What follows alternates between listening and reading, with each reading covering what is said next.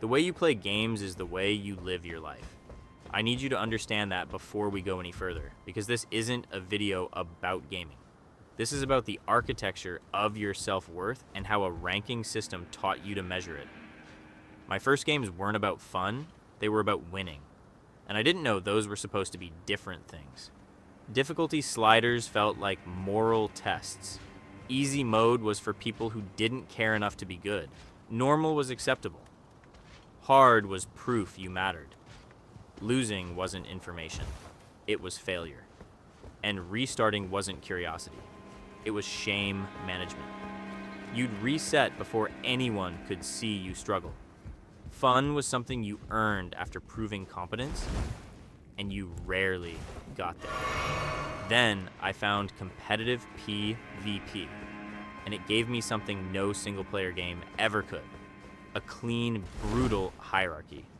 A number that told me exactly where I stood. When the number went up, I felt relief. When it went down, I felt an identity crisis.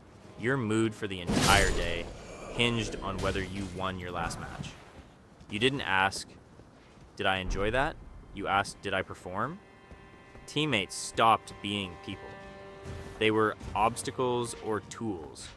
And losses felt unfair because they threatened the story you told about yourself. That you were good, that you deserved to be here, that you weren't wasting your time. Let me tell you about League of Legends.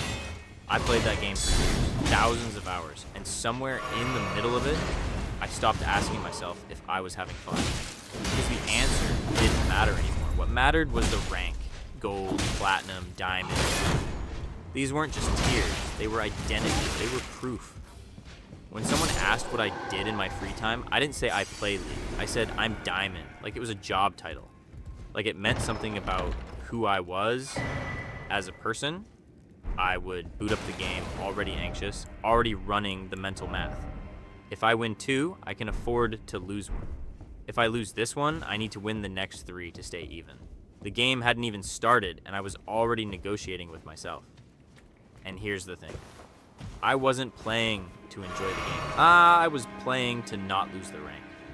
Because the rank was the only reason I was still there. It was the only thing making the hours feel justified. Without it, what was I? Just some person wasting time on a video game. Every match felt like a test. Every loss felt like proof I didn't belong. And every win just delayed the anxiety. Because now you had something to lose. Now the next game mattered even more. You'd go on loss streaks and it felt like your brain was being dismantled in real time. You'd win 1, lose 2, win 1, lose 3, and you'd keep playing. Not because you wanted to, but because stopping on a loss meant ending the day as a failure. You had to win 1 more. Just 1 more to feel okay enough to sleep. I started hating my teammates before the game even loaded. I'd check their stats, their match history, looking for reasons they'd be dead weight. I'd flame people in my head before they made a single mistake. Because they weren't people anymore. They were variables in my equation. They were obstacles between me and the LP I needed to feel like I hadn't wasted my night. And the worst part, I knew I wasn't having fun. I knew it while I was playing. But I couldn't stop, because the rank was the entire point. Without the rank, what was I doing? Just playing? Like some casual? Like someone who didn't take it seriously? The idea of playing a normal game, an unranked match, felt pointless, felt like practice, like it didn't count. What's the point of playing if there's no number going? What's the point of winning if it doesn't prove anything? So I stayed in ranked, miserable, climbing a ladder I didn't even want to be on anymore. Because at least the ladder told me where I stood. At least it gave me a reason to be there.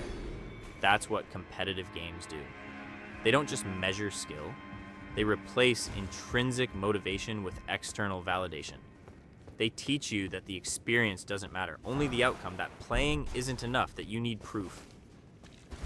And once you learn that, you take it everywhere. You learned early, value is external. Skill expression mattered more than experience. You couldn't rest unless you were ahead. Idle time felt like falling behind an invisible ladder.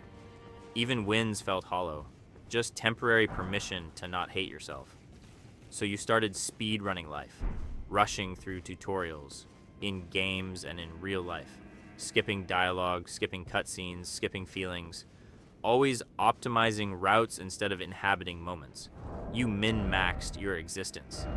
If something didn't progress the build, it felt pointless. Hobbies became side quests with KPIs. Art wasn't expression, it was output. Learning wasn't curiosity, it was efficiency.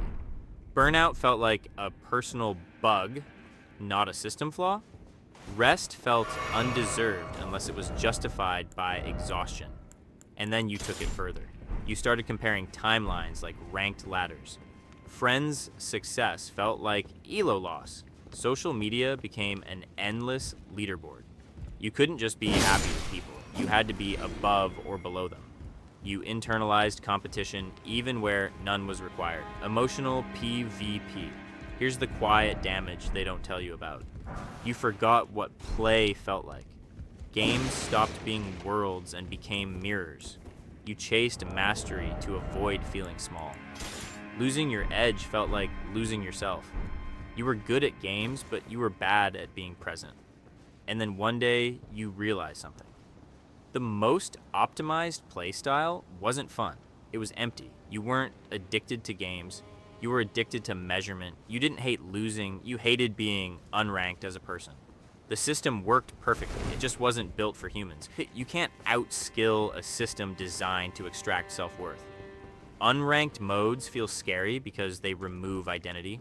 Slowing down feels like death when your ego is speed-based. Learning to play badly is harder than learning to play well. And healing? Healing looks a lot like letting the numbers stop mattering. The way you play games is the way you live your life. So maybe it's time to ask yourself, what game are you actually playing? And more importantly, are you even allowed to stop?